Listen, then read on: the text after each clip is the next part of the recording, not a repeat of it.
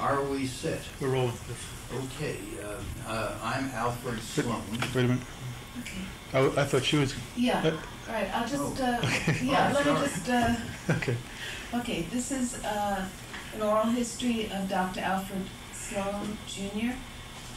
It's being conducted in the FBA conference room on November 1st, 1994, and I'm Carol Cole from the Social Science Department. Okay. So now. Well, good morning, Carol. Good morning.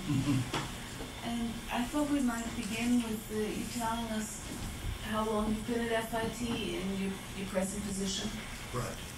I came to FIT on September 1st, 1958. This is therefore my 37th year at the college. And prior to FIT, I had spent 2 years upstate at Orange County Community College, where I was an instructor in business, which means effectively that this is my 39th year with the State University of New York, 2 at Orange County, 37 at FIT, and so it's a reasonable accumulation of years. Prior to that, only to sketch in a very quick but unimportant professional background, since the day I graduated Rutgers College, I've only done 3 things. I was a soldier, I was a professional in the fashion industry, and I became a college teacher, predominantly in the fashion industry, of fashion work, fashion courses. I was a soldier in Europe during the Second World War. I was an Army sergeant. I spent 10 and a half years in the professional side of the industry with Strawbridge and Clothier of Philadelphia, then the second largest store in Philadelphia, today the largest, and spent some of that latter professional period with the Associated Merchandising Corporation in New York, which was the New York buying arm or marketing arm of Strawbridge and Clothier. Strawbridge is one of the many stores, 24, 25 stores affiliated with the AMC. And in the early autumn of 1956, I went up to Middletown, New York, to Orange County Community College, where I spent 2 very pleasant years learning how to teach, and I hope not lousing up too many students. And after 2 years, was invited to come down to FIT, and I came aboard here, as I say, in September of 1958. Have been here since then. It's been a very pleasant 36 or 37 years. What was FIT like when you arrived? When I arrived, a number of differentials, and predominantly differentials of size. Carol, we were then approximately 450 students, as I best recall it. That would be about 450 full-time day students. The faculty, my recollection would be somewhere in the middle 30s, perhaps all ranks combined. We didn't have ranks in those days. It was instructor, and there were chairmen, but chairman coordinators, but everybody had the rank of instructor. The college, of course, as everyone knows, was not here at that time. It was in the what was then called the Central High School of Needle Trades, and is now known as the High School of Fashion Industries, 2 blocks to our south. And I happened to have the good fortune to spend a bit more than 1 semester in the so-called old building, which really isn't an old building. It was built about 1940. But I spent 1 semester and part of the spring semester there, and then on April 1st of 1959, the college moved, as it were, from what we call the South Campus to the North Campus. And for the remaining month or 2 of that academic year, we actually worked in both buildings, then totally abandoned the 24th, 25th Street building thereafter. And by the following September, we're in full operation here, which meant the C building. It was our only building at the time. The wings did not come on until some years later, no dormitories and such. But it was an attractive building to work in. It had its faults, no air conditioning, but we learned how to manipulate the windows, and we survived. And who were some of the founders then? Well, in terms of the founders, if by the founders you mean the board of trustees and such, I didn't know too many. I eventually met Mr. Morris Haft, for whom I had enormous respect, an outstanding person. I knew Mr. Deach less well.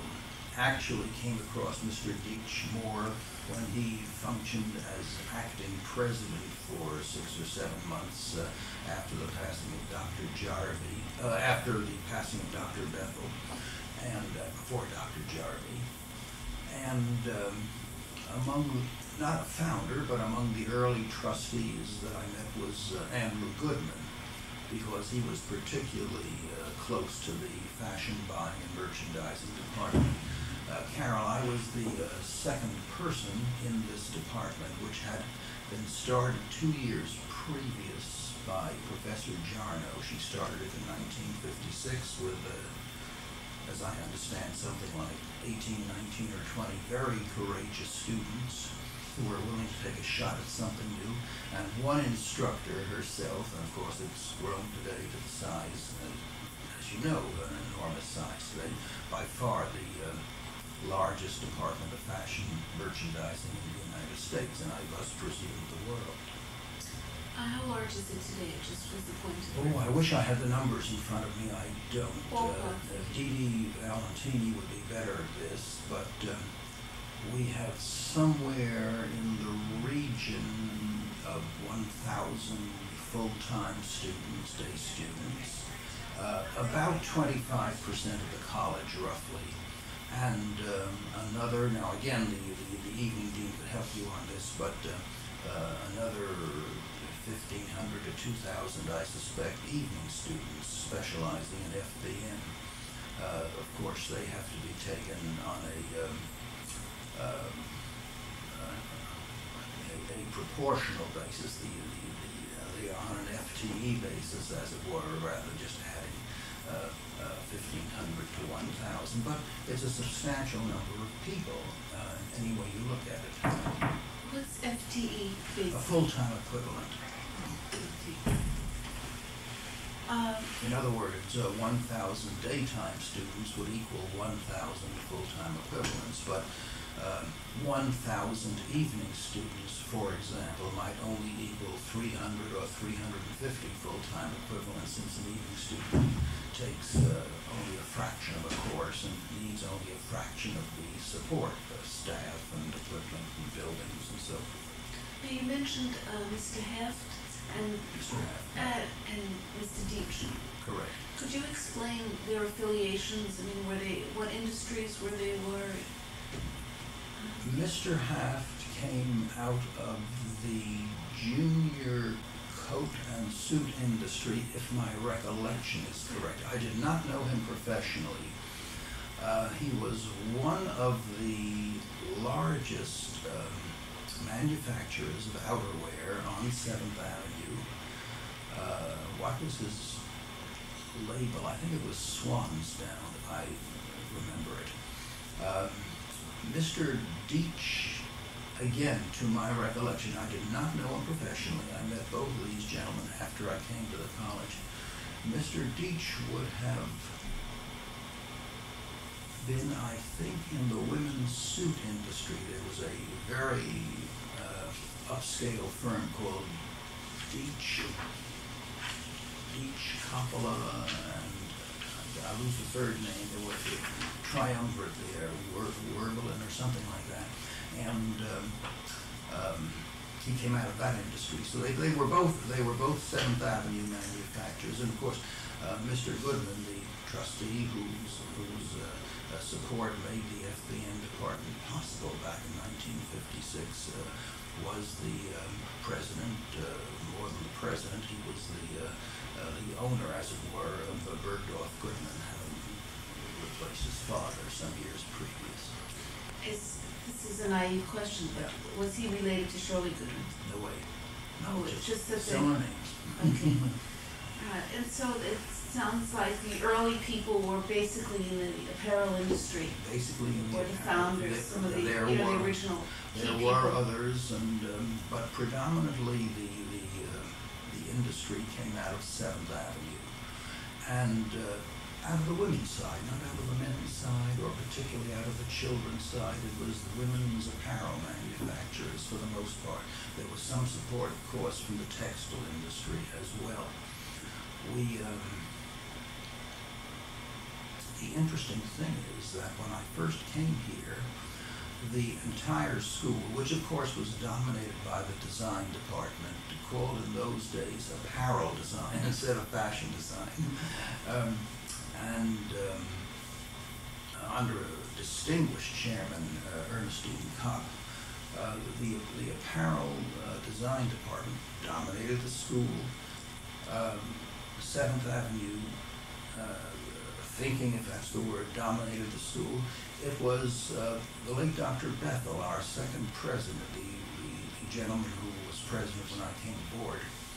It was Dr. Bethel who broadened the scope, really, of the word fashion as it reflected upon us. That he was concerned that it meant more than just dress manufacturing and dress design. And he extended the word fashion to textiles on one side and to retailing on the other, and certainly to the entire manufacturing and production process, which had come along also after the start of the college, somewhat before the FBN department. So it sounds like it was an interactional process. People here, you know, Dr. Bethel and others initiated programs, but various industries also reached Yes, out. we got industry support as we extended ourselves.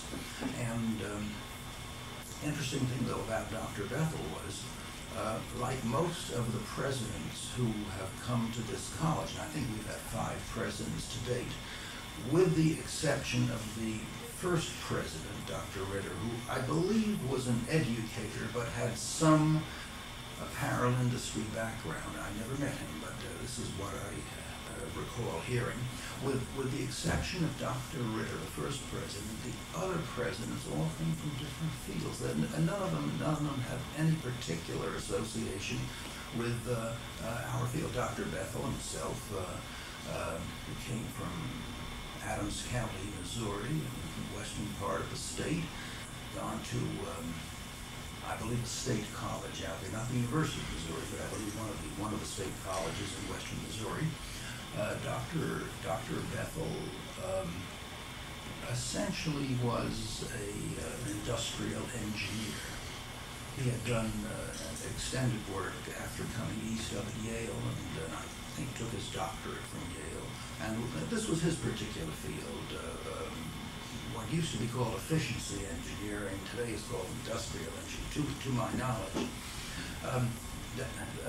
President number 3, Dr. Lawrence Jarvie, who came to us originally from the State University of New York, and I'll tell you an interesting story about that, was basically a professional educator, born as a boy in Glasgow, Scotland, emigrated to, I think, the state of Ohio, did his undergraduate work.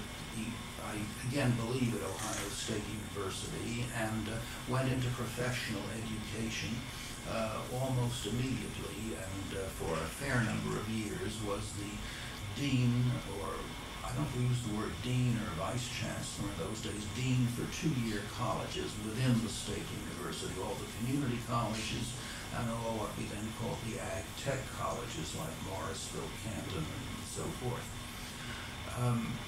Our 4th president, Dr. Feldman, who of course you know, came originally out of West Point from a San Francisco family, and to the Ford Foundation eventually, and so he didn't have a background that related to this industry, and nor does our present president, Dr. Hirschfield, again a Midwesterner, and University of Wisconsin, degrees from Indiana, Syracuse. Again, almost a professional educator from the start. Now, actually, I think that has been one of the strengths of the college. The fact that the senior person is not so narrow in this industry that he doesn't see the world beyond whatever the fashion industry means, that he takes a very broad view of things. And this was reflected at another level early on. The first dean of the college, Rosalind Ritter, who's, let me get it straight, her married name was Snyder. I have it in reverse. Rosalind Snyder. No, you're right. It's Rosalind Snyder Ritter. That's the Rosalind Snyder Ritter. Right now, what she did was she had been known apparently as Rosalind Ritter since ever after she had married Mr. Ritter. But when she came to the college, because her name was Ritter and she was number 2, and the president's name was Ritter, he was number 1, it looked like a beautiful family deal, and it wasn't at all. The two were unrelated.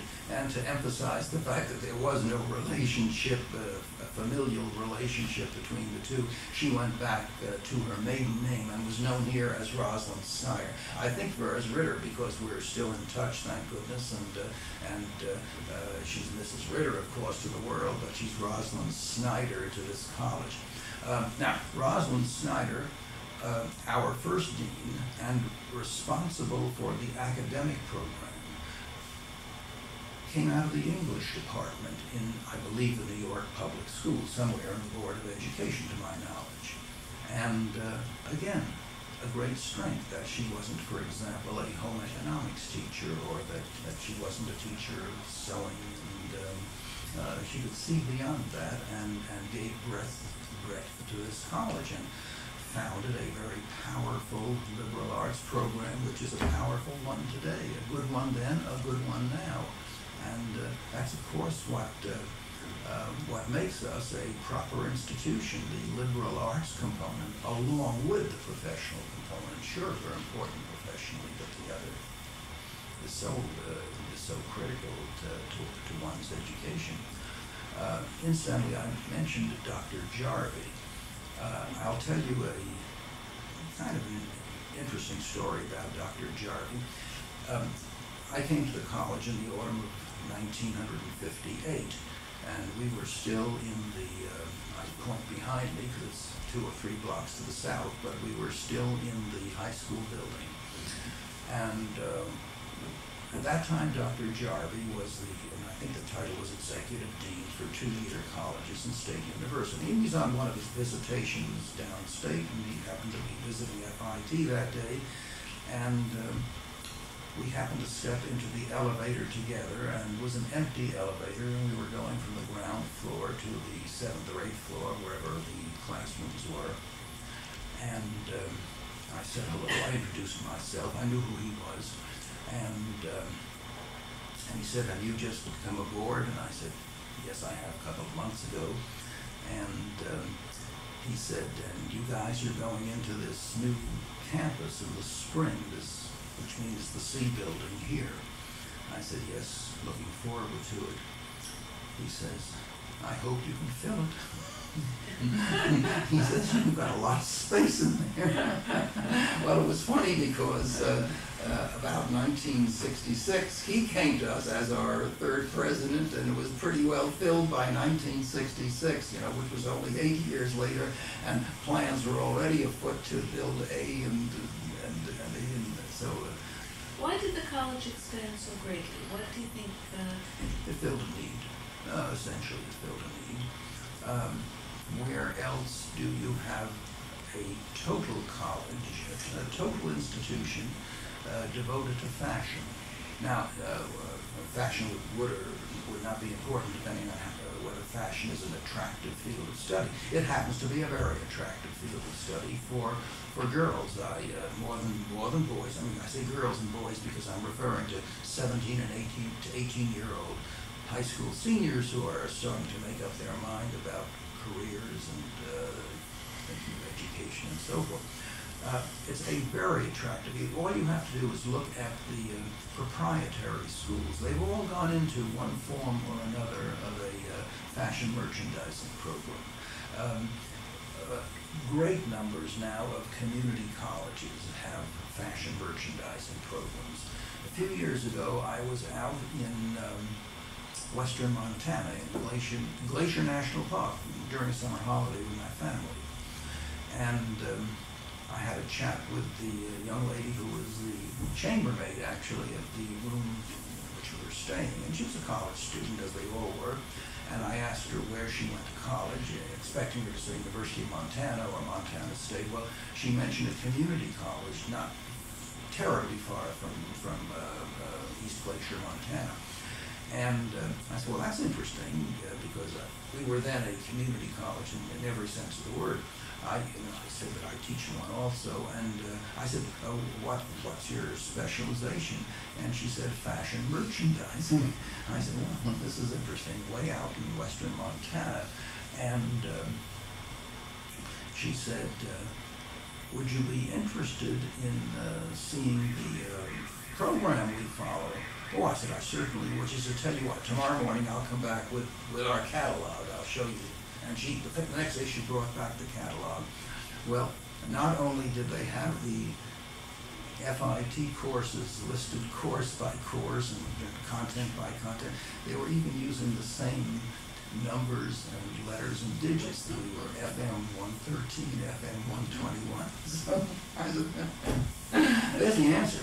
And here we were a college, Carol, that was totally specialized in a field that is of great attraction then, now, and presumably in the future to young ladies, if not to young men, which accounts for the fact that we've always been in the region of 85–86% female, and probably will be, and almost will be forever, I suspect. And I don't take that as a weakness or a strength. I just take it as an accepted statement of fact, and that most of our students will be young women, and with an occasional man who's very motivated for this field. Have you seen the students change in any way, the kinds of students you saw? The change of the student body is not particularly an FIT change, but a national change. I noticed the same thing when I visit my own alma mater, when I go down to Rutgers on a visit, or when I'm popping in at Syracuse or Princeton. So, I mean, students have changed, people have changed, society changes. If it's a matter of comparing the student then, say 35 years ago, to the student today, as a total, I don't see a great difference. Different strengths, different weaknesses. I do think the student of today, compared to his predecessor of a generation or a generation and a half ago, today's student is perhaps less apt on what we call reading, writing, spelling, simple mathematics, the mechanics. I think the mechanics are weaker today, or the mechanics are weaker. Student is less apt in the general mechanics of education. And this is not just FIT, but I catch this everywhere. For example, most college students don't read a newspaper today. You and I probably did. Our parents certainly did. But there's a compensating factor. The student of today, as against his predecessor, is much more aware of events, not just in the world, but socio-political events, economic events, is much more concerned, I have a feeling, about perhaps helping others, put it as bluntly as that, and really has a greater concern for others and helping the underdog and such than the student of 35 years ago did. And that's my sensitivity to it. So it's a loss in one area and a gain in the other, to make you happy because you teach social sciences, and there's that reflection there. And incidentally, when This college organized its social science department under leaders like Gladys Marcus and Mary Jones. As you well know, there was a requirement each semester. You can tell me better than I can tell you how many hours it was, 40 hours or 50 hours, whatever the number was, that each student had to put in so-called community work or community service, an absolute requirement to graduation, just like physical education is a requirement. And This was previously? yes, this was probably up to, call it a community service component. I mean, students would serve in hospitals or put in some hours at the homes for the aged or work with youngsters or go down on Saturday to a YMCA pool and teach little kids how to swim or shoot baskets. And this was a component of the social science curriculum in the, certainly in the 40s before I came here, and in the 50s, and I think until at least somewhere in the middle 60s. You could check that out, but I don't want to be too precise on the dates, but I do recall this. And that was kind of an interesting thing, which shows that we were trying to foster that attitude of concern for others in those days. Today you almost don't have to do it. It comes up naturally. The merchandising society decides to do something to help youngsters at a Christmas party on their own, and but which is a rather nice thing. The other thing that would be somewhat different internally, and I'm talking about the school administration or the administration of the institution, is that when I came here, and for a fair number of years thereafter, until about the middle 60s, this was a chairman's school. The chairman ran the school because the chairmen were appointed by presumably the president and dean. I don't know who did the official appointing, and I guess it had to be approved by perhaps even the board of trustees. I don't know. But chairmen were appointed, and chairman ran the school, and some of them with a fairly iron hand. Effectively for the most part, I must say, but this was now. From the time that chairman became elective, the ball game changed. This would have been roughly the middle 1960s, about the time Dr. Jarvie came aboard. When chairman became elective, it's the old story. You've got to cater to a number of people if you want to stay in office. And for certain departments, there's been literally a revolving chairmanship. I mean, there must be certain departments here that change their chairman as frequently as they change the guard at Buckingham Palace. And others have had longer tenure for chairman because the chairmen are well liked by the department and they recognized to be very efficient and so forth. Illustration would be Professor Godnick, who was chairman of the FBM department for 18 years. This happens to be a department that there has not been a great turnover of chairmen, but and some have fallen in this mode and others have not.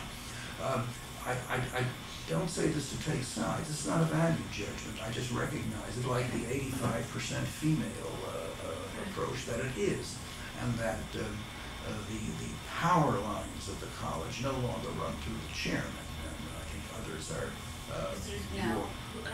well, certainly the union is and as unions go, this is a great one. I mean, in terms of it's humanistic, it understands people. It's not just following dogma, doctrine, and so forth. It's a first rate. The union certainly is important. The senior administrators, to a reasonable degree. But no Vice presidents? I don't know the vice presidents too well, so it's hard for me to comment. I have spent 37 years minding my own business and staying in the trenches and not getting up to brigade headquarters. I get to the 9th floor about twice a year, once for a reception and once because I got off the C elevator at the wrong floor. I mean, so I'm not in a position to comment on administration. My longest discussion with any president at this college was the day I was hired by Dr. Bethel. I have told the story to one or two others, but it's worth repeating here. When I when I went up for my final interview with Dr. Bethel, who at that time, being a small college, had the, I'm sure, the final say on every new full-time instructor at least. And I had been approved by Professor Jarno, the chairman, and by Dean Snyder, our dean. And they pushed me over to see Dr. Bethel to get the final approval and negotiate for salary, position, and so forth. And I had come in that afternoon from Middletown, New York, because I was teaching in Orange County. I had taken the train in, and was en route, actually, after the interview to my evening class at New York University, where I was doing my doctoral studies. So I had a couple of hours in between from about 4 to 6 p.m. And Dr. Bethel had said, he says, don't bother coming to the college or to my office. He says, meet me at the Yale Club. And we went up to the bar of the Yale Club, and I had my interview there. We had a very nice, long chat, as befits a couple of gentlemen sitting at the bar of the Yale Club, and he finally said, I think you'll do very nicely, and we negotiated an acceptable salary that wouldn't break the city of New York or the college budget, and was satisfactory to me, and I came aboard. And that's about the longest conversation I've ever had with any president of the college. My conversations with presidents, for example, is generally restricted to a half a dozen words a year. When we complete the transfer of colors at commencement, I normally turn to the president and remove my hat and say, Mr. President, the colors have been transferred, and whoever the president is says thank you. But you know what's also amazing is you said you negotiated your own salary. Yes, it was a matter of negotiation. Of course, salaries were very low in those days, and $100 or $200 made a considerable amount of difference, but there was a flexibility on which step I would come in, and it wasn't an automatic thing. It wasn't. Now, it may have been, unless my memory fails me, it may have been that he had a choice of putting me in on one or two steps. Bear in mind, I did have 2 years of full-time experience ahead of me, or rather behind me at Orange County, which may have, but I was able to negotiate at least for the position on the totem pole, if not the actual pay that went with it, and I don't remember which way it went. And you taught 5 courses? Yes, we taught 5 courses. 15 hours was the normal load at that time. And most of us, to increase our income a bit, did teach an evening course. We did not have a summer session, however, until 1963, if my recollection is correct. 1963, we finally opened the city building and ran a summer session. I believe the first summer session was for continuing ed only. I don't think it was for day students, but by 1964 it was a total game like it is today, day and evening. So, and I do recall that first summer session where we had only evening students, and all the courses were done. It was like teaching an evening course, essentially. And it was a 2-year program. Yes, it was. We were 2-year programs until President Belden pushed us ahead and opened up the baccalaureate for us, and that was in the middle 70s or thereabout, 76, 77. And why was it a 2-year and reapply the second year? Well, you mean when after we, in other words, the method of approving of the bachelor's degree was to go with the 2+2. Yeah, why the 2+2 line? The answer is I don't know, and I suspect it had to do with educational politics, and it may have been fear of some of the baccalaureate institutions of us just grabbing their candidates from high school and running them through here, and thus depriving other fine institutions of a student. That may have been the answer. I don't know the answer. As far as the 2+2 arrangement goes, which in effect really is now 4 years straight, because most competent students who wish to go on are given the chance now to go on. But at any rate, as far as the concept of 2+2, there's, maybe by accident, a rather good technique involved, and the technique is that we get into the professional work the first 2 years, and the first 2 years are rather loaded toward professional work. And again, I'm generalizing, but for year one and year two, a student takes about 65% of his course is professional and 35% liberal arts. Juggle the numbers a little bit if you want. Not quite the arithmetic reverse, but the reverse is true of the back 2 years, the junior and senior year. Now the student moves into upper division, and the last count I did in FBM was 55% of the work was liberal arts, and only 45% was professional. Now, let me comment. This is in contradistinction to most colleges. Most colleges, where you went, where I went, where most Americans had gone, with FIT, well, you spent the first 2 years in foundation courses, broad-based, predominantly liberal arts, and then you chose a major and you gave it, let's use the word professional specialization, third and fourth. We do the thing in reverse. You get your specialization first and the fill out later. Not a bad idea the way we do it. Not a bad idea to hit those professional courses first, Carol. First of all, as Dr. Bethel said, he always said, students come here to study fashion. Let's get them into it the first term.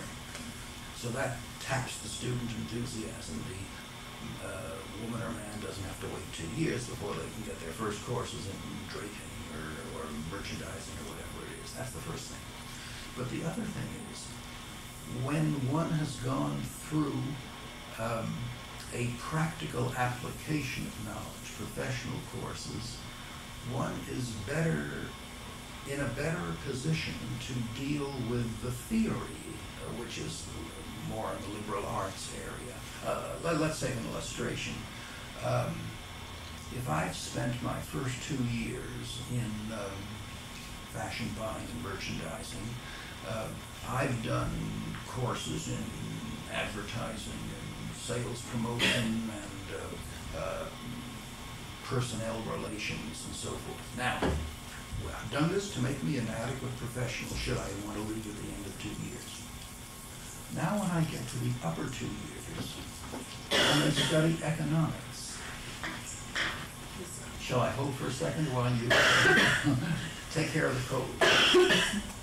That's what I was afraid of.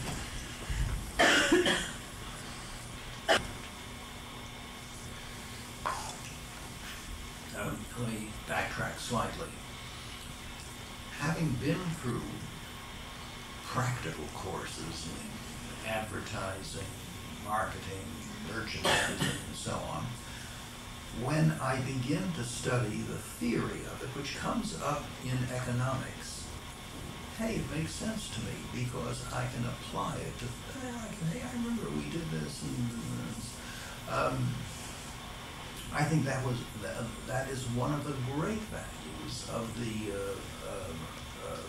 reversing the mix, putting the practical stuff first, because it's easier, I think, to go from the practical to the theory than it sometimes is in reverse. And not that I'm out to change what American education is all about for the 4-year colleges. I think they're pretty much married to the concept of the groundwork first and then the practical application second. But for what it's worth, it doesn't come out all bad. And then for the student who leaves education at the end of the 2 years, at the end of the first 2 years with the associate's degree, that student at least has, hopefully, the practical skills to make her employable.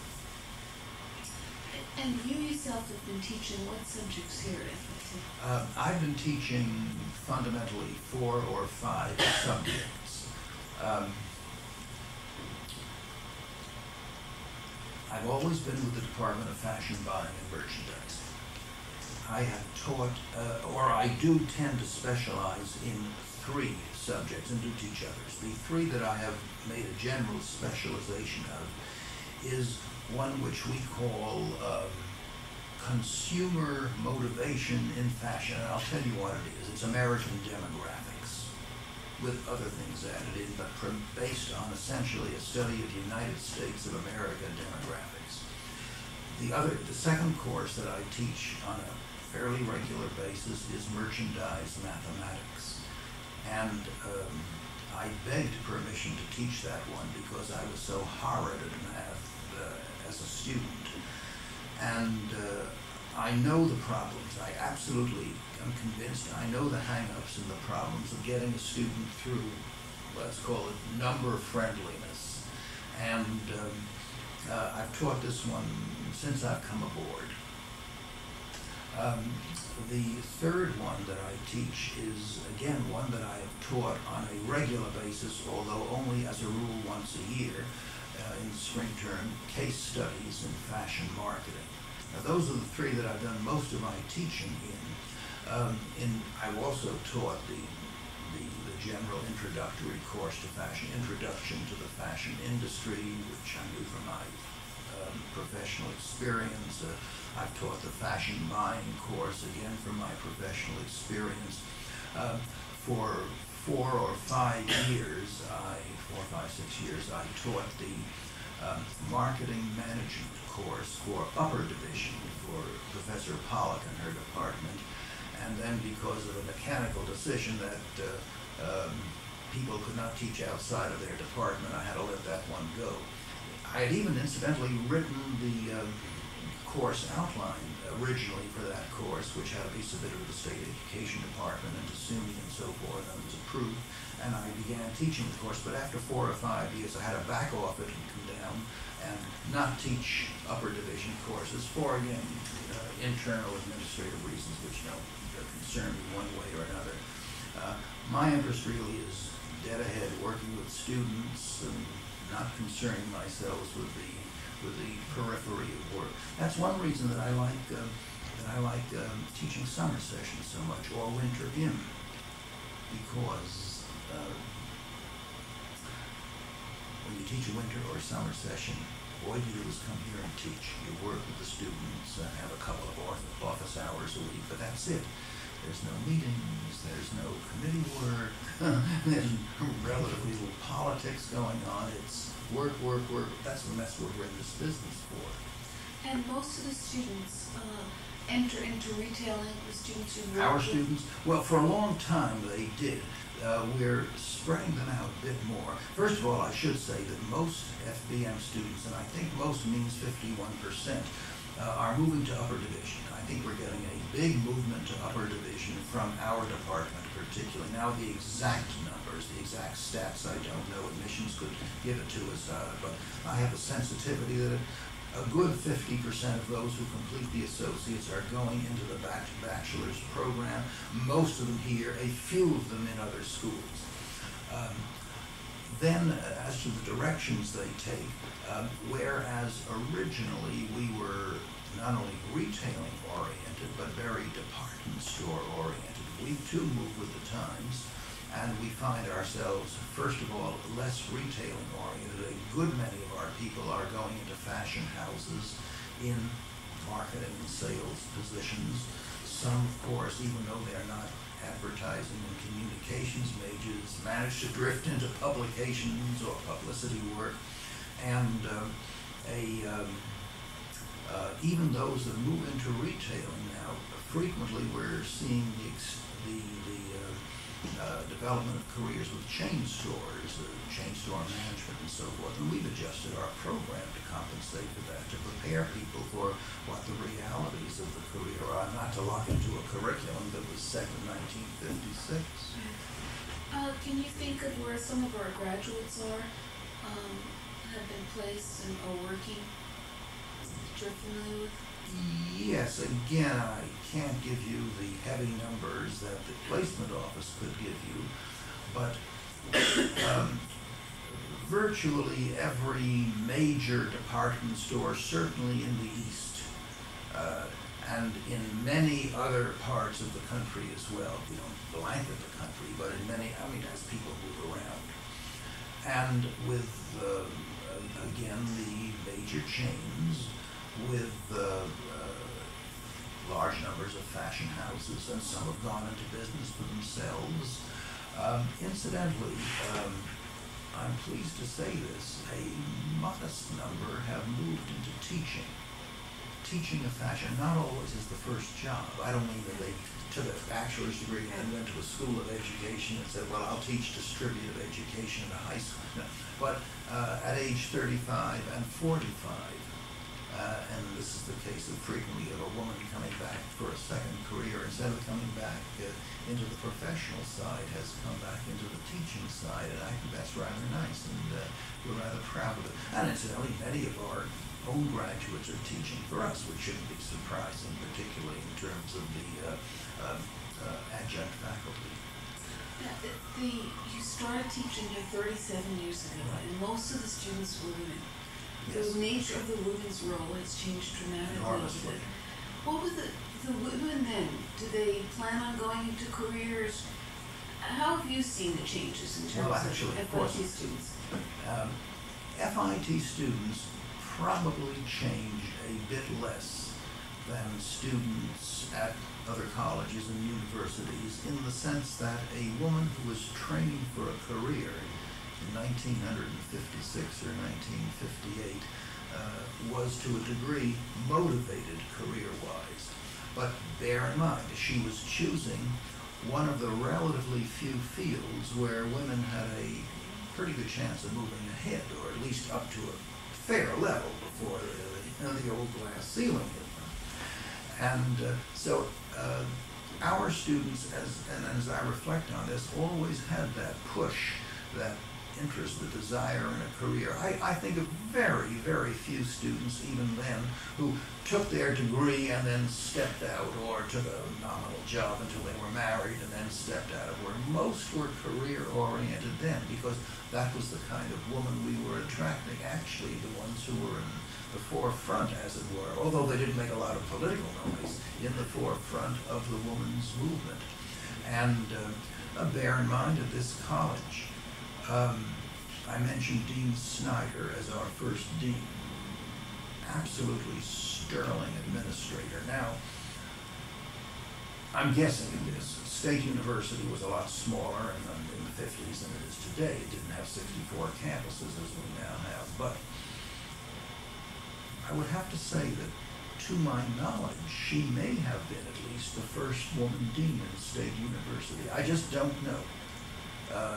The records, and SUNY would know, I don't know, but I didn't know of another woman dean at that time, and here was the number 2 slot going to a woman back, not in 1956, but when Dean Snyder began, which I think was 1944 or 45, I think she was one of the original faculty. Now, the women who, what fields did they go into like 37 years Well, ago? again, out of our department, the progression was easy.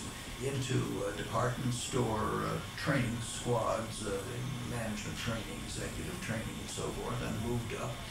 Out of the design department into jobs, as Professor Kopp could tell you, assistant designers, or working in a design room, and so forth. They did not, however, move into broadly marketing and sales positions in fashion houses until recent years, relatively Because recent. women just, did. it was, The idea, for example, let's just sketch it quickly. 30-odd years ago, you walked into a 7th Avenue showroom, and if there was a woman there, she was a receptionist or a model, or she worked for the design, or could have been the designer. That would have been your high-paid woman in the organization. Very recently, I did a consultancy for a major 7th Avenue house, and the division that I was working with had roughly 16 or 17 salesmen. I use the word salesman in a broader sense than by gender. And of those 16 or 17 in the sales force, I think 11 or 12 were women. All of the women were youngish, not kids, but between, say, 25 and 30 or 35. All but one had their bachelor's degree. Several were from FIT, by the way. And those that had bachelor's degrees from elsewhere, first-rate schools as far as I was concerned. Syracuse, New York University, Indiana, Delaware, first level schools, a lot of them were state colleges, but first level schools. Now, this is what you're seeing in a showroom today. Now, again, could you imagine 20 or 30 years ago putting a woman on the road as a road safety? That's of course where most of the money is. The commissions are highest and so forth. Imagine putting it was, an almost unthinkable thing. You don't send a woman out on the road. Well, today it's being done. And when you say it's 7th Avenue House, it's a manufacturing? Manufacturing, yes, an apparel manufacturer or fashion manufacturer. Most of the students, were they the first generation in their families to go to college, would you say? Then, yes, but and I speak now only for FBM, no longer. I've done survey after survey after survey each semester in our demographics class. Each class is a survey on itself. Does your mother work? Where do you live? What do you estimate your family income is? What do you estimate the value of your home is if your family owns its home, and so forth? How many sisters and brothers? How many cars in the family, and so on? And what we find is this. Number one, on a general average, one of the two parents has attended college. Each youngster has two parents. The maximum that could have gone to college is two, the minimum 0. In most cases, it's 1. Now, again, if you reflect back to 30 years ago when their parents were college age, the likelihood of a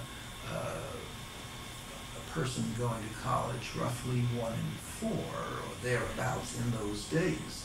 And so we come from a much better educated element of society. The second thing I come up with term after term after term is that average family income floats around $60,000 a year. Now, I know your eyes pop when I say that, because average family income in the United States today is $37,000 a year, although somewhat higher in the Northeast, not enormously so, but somewhat higher.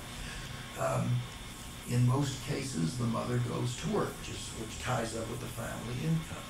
In most cases, the number of cars in the family floats between 2, 2.5, and 3. We get kind of a statistical mean on that one. And the average home, if that's the word, if I asked them the question, if your house were sold this morning, roughly what do you think it would bring? Because kids all know this, because the neighbor's house was sold last month, and they know whose house is on the market for how much. And the answer comes up generally in the low to middle 200,000 range, $200,000 to $240,000 now, which ties up with the income factor. So we're getting legitimate responses on this. We're dealing with a very middle class, and I use the word middle class as meaning something above the average here, using it in the common terminology, middle, or not quite upper middle, but middle to upper middle class student, at least in fashion, buying, and merchandising. I cannot speak for the other programs because I haven't done surveys on them, but I've done surveys of our own students for roughly 7 or 8 years now, which means 15 semesters approximately, and we get this pattern right through that we're not dealing with anything less than a middle class kid, and thus the parent is at this stage in 1990 likely to have gone, or more likely to have gone to college than say 30 or 40 years ago. Probably 37 years ago, ethnically most of them were Italian and Jewish students. Irish. Hard again to go for the entire school. I can certainly talk for FBM. I can't. The student was predominantly white, female. In terms of the ethnic background, and we'll accept Jews as an ethnicity for identification here, and well, it's a religion, we'll take it as an ethnicity.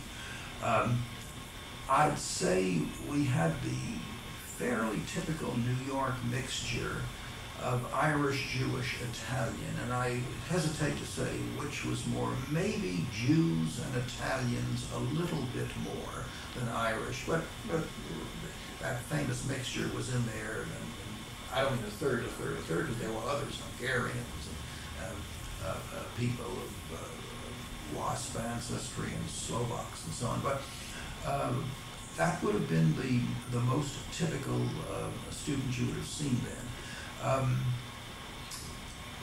Well, we know our own numbers today for the college, so I don't have to go into that.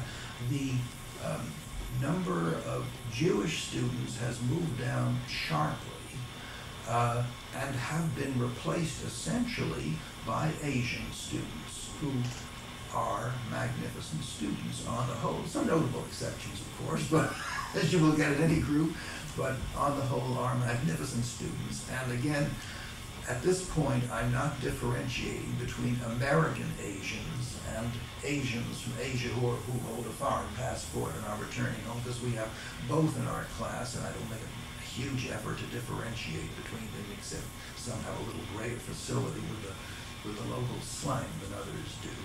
Incidentally, the number of foreign students here is extraordinary. I saw the numbers last year. We are they're about 11% foreign. I mean, with students holding foreign passports, and from 50-odd countries, 570-odd students. Some numbers like that. I remember the numbers. Which wasn't 37 years ago. Which certainly wasn't 37 years ago. But the point is, as far as fashion is concerned, FIT is known throughout the world as the place to go. I've spoken to students from Siberia, from the mainland of China, from Manchuria. I said, how did you hear about this place? Oh, this is where you go if you want to study fashion. And I've done consultancies for the government of Ireland over in Dublin, and for the government of India, not there but here.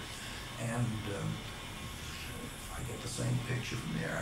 When I was in Dublin with the Ministry of Education, or the what would be called the equivalent of the Department of Commerce, there's a better word for that, Board of Trade in England. I don't know.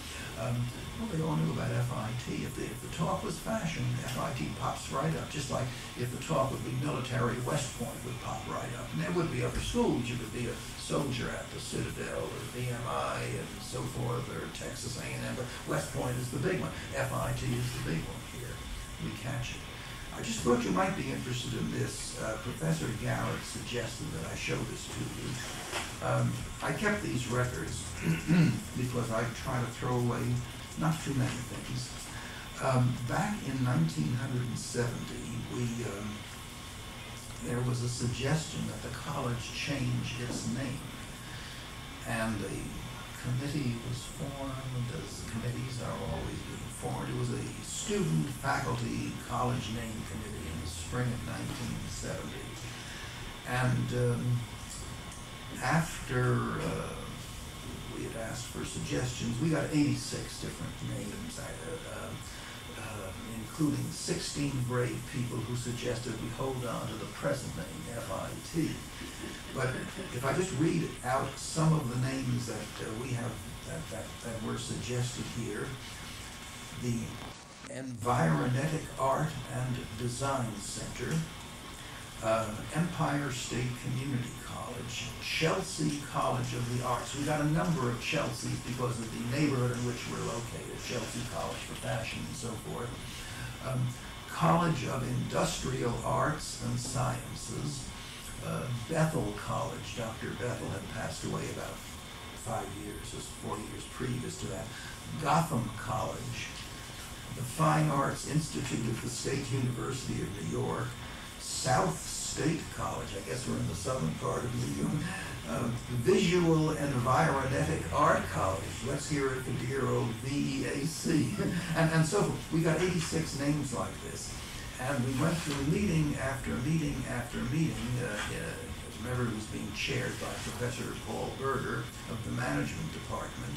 And there were even articles in the college newspaper then relative to FIT name change. Women do it all the time. Corporations do it frequently. Countries do it occasionally. And about 36 colleges in America did it last year.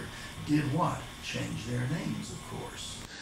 Did you know that Genesco, this is 1970, the billion-dollar fashion conglomerate used to be called the General Shoe Company, or that the former U.S. rubber company is now Uniroyal, or that Persia changed its name to Iran while Mesopotamia became Iraq.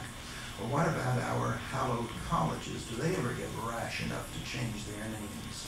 Only since about 1785, when King's College decided to call itself Columbia, and here are just a few of the others, and they list the College of New Jersey became Princeton, and St. John's College became Fordham, and Armour Institute of Technology, Illinois Institute, and so on.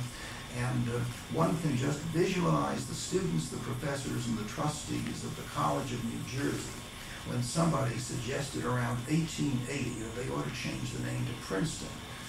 But we've been known as CNJ for 130 years. We'll lose our identity. And so, well, to make a long story short, the committee was in the throes of its approaching its final few meetings, and I happened to have lunch with Shirley Goodman one day. She dropped by while I was having lunch upstairs, and she said, "How's that committee going with a name change?" And I said, "Well, we're struggling with a lot of." She says, "Relax, Al." She says, "We're not going to change the name." Whereupon I went downstairs, resigned from the committee. I felt I'd put in enough time.